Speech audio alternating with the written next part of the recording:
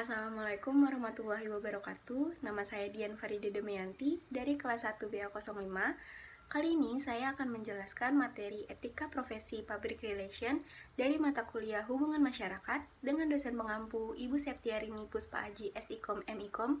Mari kita lanjut ke materinya. Tapi sebelum itu, biarkan saya menjelaskan apa itu Public Relation.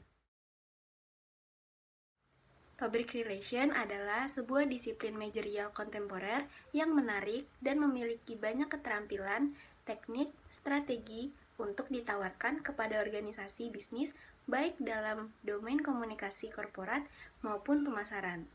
Nah, Public Relation adalah profesi baru yang benar-benar mulai mendekati di tahun 1980-an.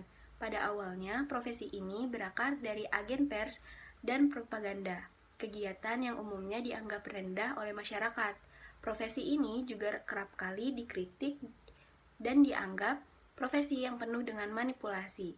Sekarang kita masuk ke prinsip etika hubungan masyarakat. Jadi, menurut Patricia J. Parsons, bahwa terdapat 5 prinsip atau pilar etika hubungan masyarakat, yaitu yang pertama ada veracity atau to tell the truth. Prinsip konsep ini menyampaikan kebenaran. Yang kedua ada non-maleficence atau to do no harm. Prinsip konsep ini adalah prinsip dasar perilaku moral, juga menyediakan satu analisis pertanyaan dari berbagai keputusan yang telah dipilih oleh organisasi sebelum organisasi tersebut memutuskannya. Yang ketiga ada beneficence atau to do good. Prinsip konsep ini merupakan bentuk lain dari sebuah prinsip yang cenderung menghindari menyakiti orang lain tetapi lebih proaktif. Yang keempat ada confidentiality, yaitu to respect privacy. Prinsip ini menghormati wilayah pribadi orang lain dengan tetap menjaga kerahasiaan informasi publik. Dan yang kelima yaitu fairness, to be fair and socially responsible. Prinsip ini mengharuskan organisasi untuk saling menghormati setiap individu dan masyarakat agar keputusan yang diambil adalah keputusan yang adil bagi semua pihak. Sekarang kita masuk ke kode etik. Kode etik yang dimiliki oleh IPR mencakup praktik yang berkaitan dengan praktik PR, bagaimana praktisi menangani media, publik, atasan, klien, dan rekan kerja. Anggotanya diharuskan untuk menjunjung standar tertinggi dalam praktik hubungan masyarakat dan tidak membawa institut atau profesinya kepada hal-hal yang tidak semestinya.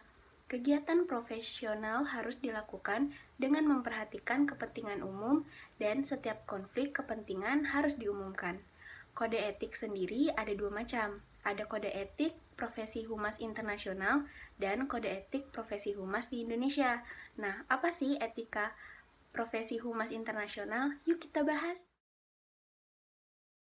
International Public Relations Association atau yang disingkat IPRA sebagai organisasi humas internasional merupakan rujukan utama untuk profesi public relation. Setiap anggota IPRA wajib mengikuti kode etik yang sudah dirumuskan dan dirilis sejak tahun 2011. Kode etik ini selain ditujukan untuk semua anggota IPRA, juga direkomendasikan kepada praktisi humas di seluruh dunia. Dalam kode etik IPRA, praktisi humas harus mengedepankan yang pertama, ketaatan, lalu integritas, dialog, transparansi, konflik, kerahasiaan, akurasi, kepalsuan, penipuan, pengungkapan, keuntungan, remunerasi, bujukan, pengaruh, pesaing, pembajakan, pekerjaan, dan kolega. Untuk lebih jelasnya, kalian bisa lihat di www.ipra.org/member-service/code of conduct. Sekarang kita lanjut ke kode etik profesi humas di Indonesia. Indonesia sendiri memiliki Perhimpunan Hubungan Masyarakat Indonesia atau yang disingkat Perhumas. Perhumas adalah organisasi profesi para praktisi humas dan komunikasi yang didirikan pada tanggal 15 Desember 1972. Tujuannya yaitu meningkatkan keterampilan profesional, memperluas dan memperdalam pengetahuan, meningkatkan kontak dan pertukaran pengalaman antar anggota, serta berhubungan dengan organisasi serumpun di dalam dan luar negeri.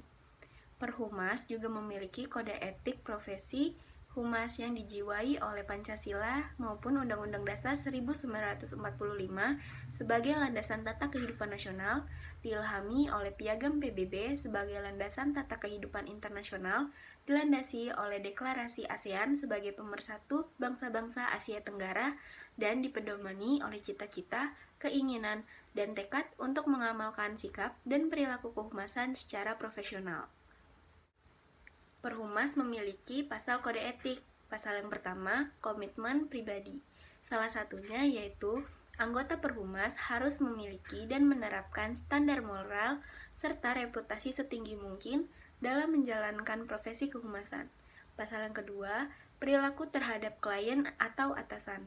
Salah satunya yaitu anggota Perhumas harus berlaku jujur dalam berhubungan dengan klien atau atasan dan tidak mewakili dua atau beberapa kepentingan yang berbeda atau yang bersaing tanpa persetujuan semua pihak yang terkait.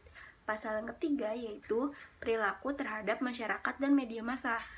Salah satunya anggota Perhumas harus menjalankan kegiatan profesi kehumasan dengan memperhatikan kepentingan masyarakat serta harga diri anggota masyarakat. Dan pasal yang terakhir yaitu pasal keempat, perilaku terhadap sejawat. Salah satu anggota Perhumas harus membantu dan bekerja sama dengan sejawat di seluruh Indonesia untuk menjunjung tinggi dan mematuhi kode etik kehumasan ini. Baik, sekian yang bisa saya jelaskan tentang etika profesi public relation. Kurang lebihnya mohon maaf. Wassalamualaikum warahmatullahi wabarakatuh.